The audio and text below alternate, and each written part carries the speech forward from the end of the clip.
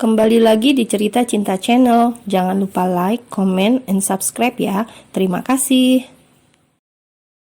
Apa kamu tadi melihat wajah sedih Mami?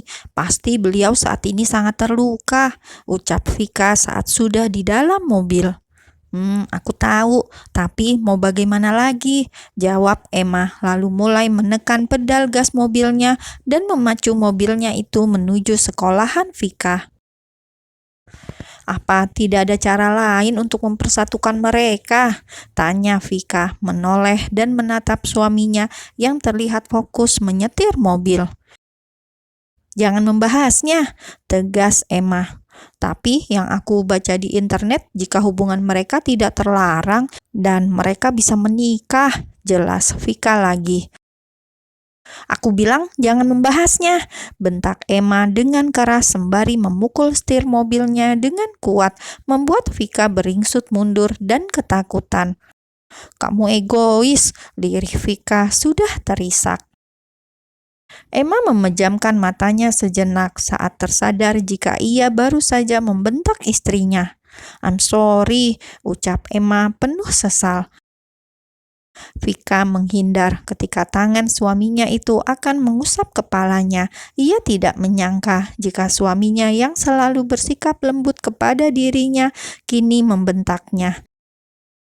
Tangan Emma menggantung di udara, lalu ia menarik tangannya kembali ketika mendapat penolakan dari istrinya. Vika memalingkan wajahnya ke kiri dan memilih menatap jalanan. Salahkah dirinya jika ia menginginkan ayah dan ibu mertuanya bersatu agar semua ini berakhir bahagia dan tidak ada yang tersakiti? Sayang, Emma memanggil istrinya dengan kelembutan. Tapi Vika tidak menjawab panggilannya dan menoleh pun tidak. Emma menghela nafas panjang. Ia sadar karena sudah bersikap berlebihan kepada Vika. Vika menghapus air matanya dengan cepat. Hatinya terasa sangat sakit sekali. Tidak pernah dia merasakan sesakit ini hanya karena bentakan seseorang. Dan sialnya, orang itu adalah pria yang sangat dicintainya, suami dan juga ayah dari calon bebinya. Jika dulu dia adalah gadis yang tahan banting dan kuat, tapi hal itu tidak berlaku jika ia berhadapan dengan Emmanuel. Tidak berselang lama, mereka sudah sampai di tempat tujuan. Vika langsung keluar dari dalam mobil tanpa menunggu suaminya. Emma dirundung rasa bersalah yang sangat besar. Kemudian ia segera mengejar istrinya yang terlihat sedikit berlari. Vika berjalan menuju ruangan kepala sekolah dengan langkah tergesa karena semua mata para siswa yang sedang ada di sana menatapnya dengan tatapan yang sulit diartikan. Kenapa mereka menatapku seperti itu?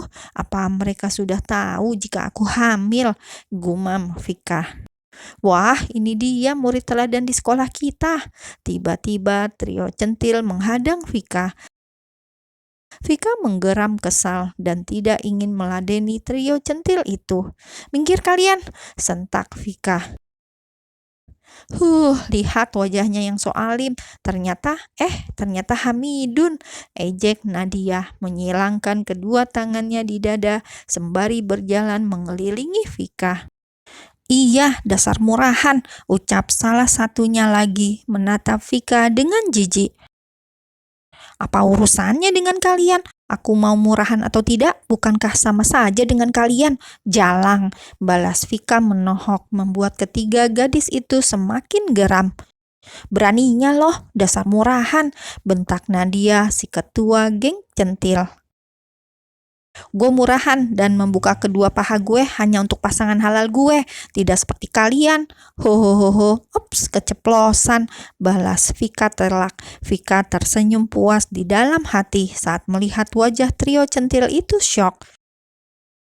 Cewek sialan loh, bentak Nadia lalu mendorong tubuh Vika ke belakang. Vika terkejut saat dirinya didorong oleh Nadia, tapi beruntung dirinya bisa mengimbangi badannya agar tidak terjatuh ke atas lantai. "Brengsek kalian," umpat Vika lalu melangkahkan kakinya untuk memberikan pelajaran kepada Nadia. "Stop, apa yang kalian lakukan?" tanya Emma yang sudah berdiri di belakang Vika. Sontak Vika langsung menghentikan langkahnya dan menoleh ke belakang. "Wah, ini dia si pria gemulai yang membuat Anthony babak belur," ejek Nadia. "Oh, jadi ini. Boleh juga ya. Ganteng dan pakaiannya juga mahal, tapi sayang, gemulai. Ha!" ejek salah satunya lagi dan tergelak keras. "Bilang apa lo barusan?" tanya Vika dan menatap tajam Nadia. "Sudah, abaikan saja, kamu sedang hamil," ucap Emma tegas lalu menarik tangan istrinya agar tidak terlibat perkelahian dengan ketiga gadis itu. "Hih, cemen," ledek trio centil sedikit berteriak karena Vika dan Emma sudah berjalan menjauh.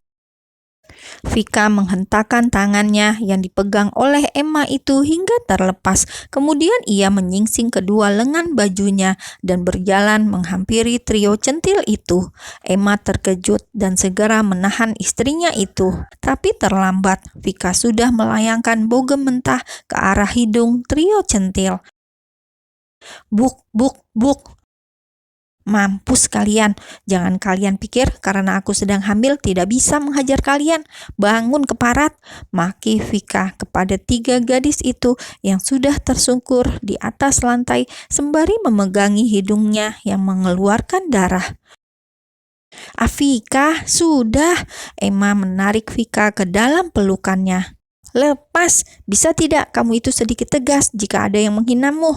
bentak Vika lalu melepaskan pelukan itu dengan kasar dan berjalan menuju ruangan kepala sekolah.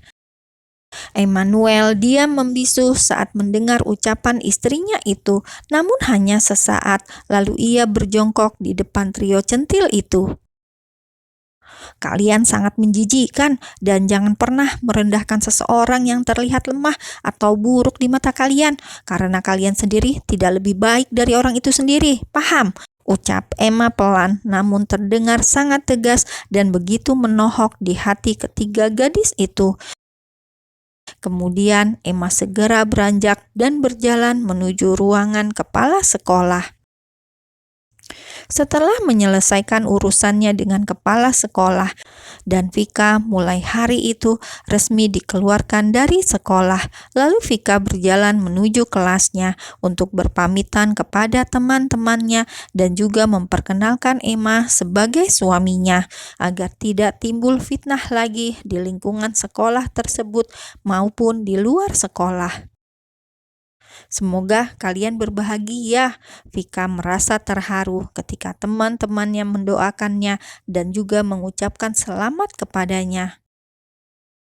"Vika, aku akan kesepian tanpamu dan aku minta maaf karena berita itu bocor karena trio centil mendesak dan juga mengancamku," ucap Irfan kepada Vika. Sudah aku duga. Kamu ini cemen jadi cowok," ucap Vika lalu mengelus bahu Irfan membuat Emma melotot dan berdehem keras. "Jangan pegang dia," ucap Emma lalu menarik tangan istrinya yang masih bertengger di bahu Irfan. Kemudian Emma membawa Vika keluar dari kelasnya dan menuju mobilnya. "Setelah ini, aku akan mengurus homeschoolingmu," ucap Emma. Saat ini keduanya itu sudah berada di dalam mobil dan menuju ke rumah. Vika hanya berdehem tanpa menoleh. "Apa kamu baik-baik saja? Apa ada yang terluka?" tanya Emma lagi. "Tidak," jawab Vika singkat membuat Emma mendesah frustasi. "Katakan jika kamu merasa tidak baik-baik saja," ucap Emma lagi. "Kamu menyumpahiku?" tanya Vika menoleh dan menatap tajam suaminya. Tidak, bukan seperti itu."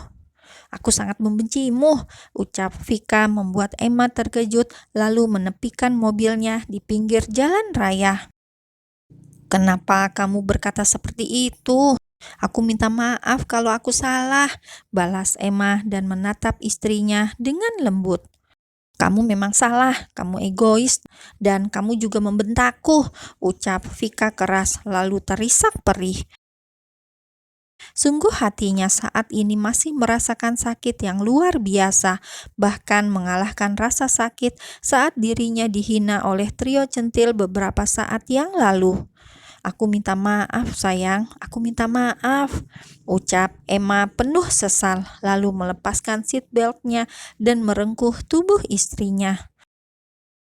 "Lepaskan aku, kamu menyebalkan dan aku sangat membencimu," ucap Vika meronta dalam pelukan suaminya.